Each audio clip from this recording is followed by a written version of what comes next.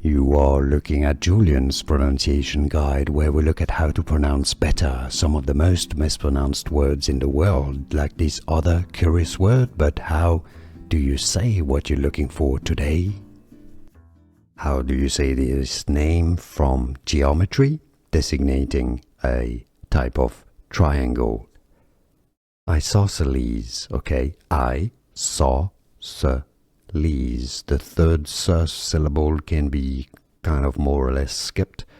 Isosceles or isosceles. Both British and American English are similar here.